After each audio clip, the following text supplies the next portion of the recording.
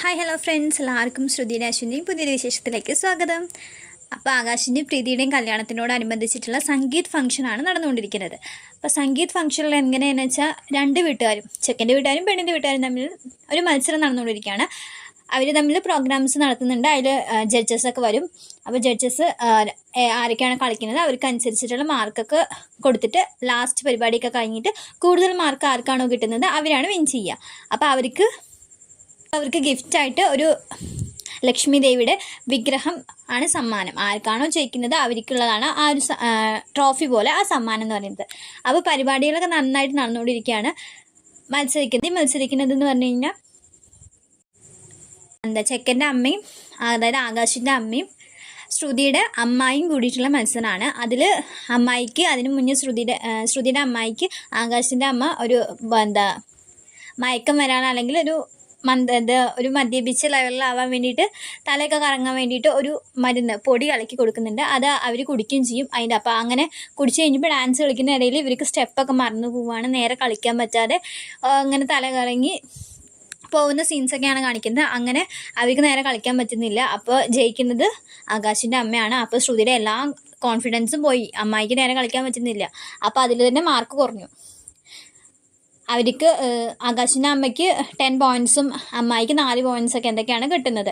അങ്ങനെ അപ്പോൾ ശ്രുതിയുടെ കോൺഫിഡൻസ് പോയി. അത് കഴിഞ്ഞ് പിന്നെ വരുന്നത് എനിക്കയുടെ ഡാൻസാണ്. എനിക്കാണെന്ന് വെച്ചാൽ പൊളിച്ചടിക്കുകയാണ്. ഡാൻസ് നന്നായി കളിച്ചിട്ടുണ്ട്. എനിക്കയുടെ ഡാൻസിലും എനിക്ക് സ്കോർ ചെയ്യും. പിന്നെ അഞ്ജലിയുടെയും ശ്യാമിൻ്റെ ഡാൻസ് ഉണ്ട്, അവരൊക്കെ സ്കോർ ചെയ്യാണ്.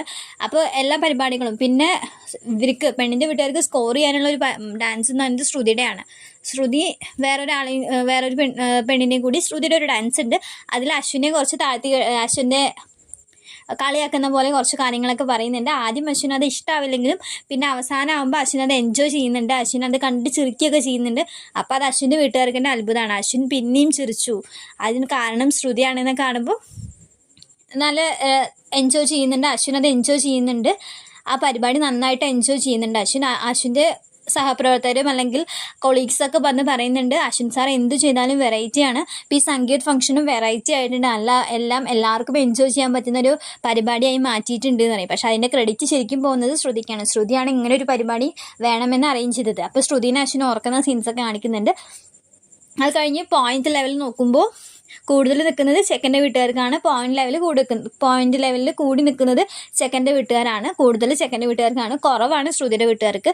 പിന്നെ അവസാനം ശ്രുതിയുടെ ഒരു ഡാൻസ് മാത്രമേ ഉള്ളൂ. അതിലാണ് ഇനി ശ്രുതിക്ക് സ്കോർ ചെയ്യാൻ പറ്റുന്നത്. അപ്പോൾ അതിൽ ശ്രുതി സാരി കൊടുത്തിട്ട് വേറൊരു പെയറായിട്ടാണ് കളിക്കുന്നത്. അപ്പോൾ ശ്രുതിനെയാണ് ആദ്യം സ്റ്റേജിൽ കാണിക്കുക. ശ്രുതിയുടെ ഭാഗത്തേക്ക് ലൈറ്റ് ഓൺ ചെയ്യുമ്പോൾ അവിടെ ശ്രുതി സാരി കൊടുത്ത് ഇങ്ങനെ നിൽക്കുന്നത് കാണും. അത് കാണുമ്പോൾ അശ്വിനും എനിക്കൊക്കെ നല്ല സന്തോഷമാവും, നല്ല ഭംഗിയുണ്ടാവും ശ്രുതിനെ ആവേശത്തിൽ കാണാൻ. അത് കഴിഞ്ഞ് അപ്പുറത്ത് പേരൻ്റെ അവിടേക്ക് ലൈറ്റ് ഓൺ ചെയ്യുമ്പോൾ അവിടെ ആരും ഉണ്ടാവില്ല. കാരണം ശ്രുതിയുടെ കൂടെ കളിക്കാമെന്ന് പറഞ്ഞ ആൾ വന്നിട്ടുണ്ടാവില്ല.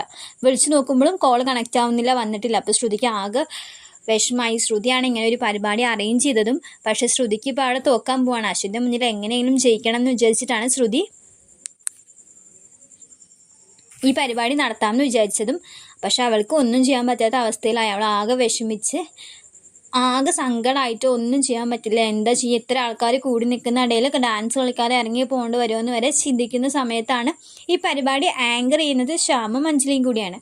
അപ്പോൾ അഞ്ജലി പറയും, അപ്പോൾ ശ്രുതിയുടെ പെയറായിട്ട് കളിക്കുന്ന കുട്ടി വന്നിട്ടില്ല എന്ന് തോന്നുന്നു, അപ്പോൾ നമുക്ക് ശ്രുതിക്ക് ഒരു ചാൻസ് കൊടുക്കാം. ശ്രുതിക്ക് ഓപ്പോസിറ്റ് ടീമെന്ന് ഒരാളെ വേണിച്ചാൽ ശ്രുതിക്ക് പെയറായിട്ട് സെലക്ട് ചെയ്യാമെന്ന് പറയാണ്. അപ്പോൾ ശ്രുതി എന്ത് ചെയ്യണമെന്ന് അറിയാതെ ശ്രുതിക്കാണെന്ന് വെച്ചാൽ തല പൊന്തിച്ച് എല്ലാവരും നോക്കാനൊരു മടിയാണ്. അപ്പോൾ ശ്രുതി ഇങ്ങനെ വിഷമിച്ച് നിൽക്കുന്നത് കാണുമ്പോൾ അശ്വിന് വിഷമാവുന്നുണ്ട്. ശ്രുതി ഇങ്ങനെ കരാറായി. ശ്രുതി വിഷമിച്ച് നിൽക്കുമ്പോൾ അശ്വിന് അത് നല്ല വിഷമാവുന്നുണ്ട്. എനിക്ക് വന്നിട്ട് ഇങ്ങനെ അശ്വിനോട് പറയുന്നുണ്ട്, പാവം ശ്രുതി ജയിക്കണം എന്നായിരുന്നു എനിക്ക്. ശ്രുതി ഒരുപാട് ആഗ്രഹിച്ച് നടത്തിയ പരിപാടിയാണ്. ഈ ഡാൻസ് അവൾക്ക് കളിക്കാൻ പറ്റില്ലെങ്കിൽ അവൾക്കത് നല്ല വിഷമാവും എന്നൊക്കെ ശ്രുതിനെ പറ്റിയിട്ട് ഇങ്ങനെ അശ്വിൻ്റെ ബാക്കിൽ വന്നിട്ട് ഇങ്ങനെ എനിക്ക് പറയുമ്പോൾ അശ്വിനും അത് ഒരു വിഷമം പോലെയാവും. അപ്പോൾ ശ്രുതി എന്ത് ചെയ്യണമെന്ന് ആലോചിച്ചിട്ട് ഇങ്ങനെ നിൽക്കുമ്പോഴാണ് ലൈറ്റൊക്കെ ഓഫ് ആകുമ്പോൾ പിന്നെ ഇങ്ങനെ എനിക്ക് പറഞ്ഞുകൊണ്ടിരിക്കുകയാണ്. പിന്നെ കുറച്ച് കഴിഞ്ഞ് നോക്കുമ്പോഴേക്കും അശ്വിനെ കാണില്ല. അപ്പോൾ അശ്വിൻ പിന്നെ ലൈറ്റ് ഓൺ ആകുമ്പോൾ അശ്വിനുണ്ട്, പെയറായിട്ട് കളിക്കുന്ന ആ സ്ഥാനത്ത് അശ്വിനുണ്ട്. അപ്പോൾ അശ്വിൻ വന്നപ്പോൾ ശ്രുതിക്ക് ആകെ ഒരു സന്തോഷവും അത്ഭുതവും ഒക്കെ തോന്നുകയാണ്. അശ്വിൻ സാറ് വന്ന് എൻ്റെ കൂടെ കളിക്കുക എന്നുള്ളത്. അപ്പോൾ അശ്വിൻ അവിടെ കാണുമ്പോൾ എല്ലാവർക്കും അത് ഞെട്ടലാവും.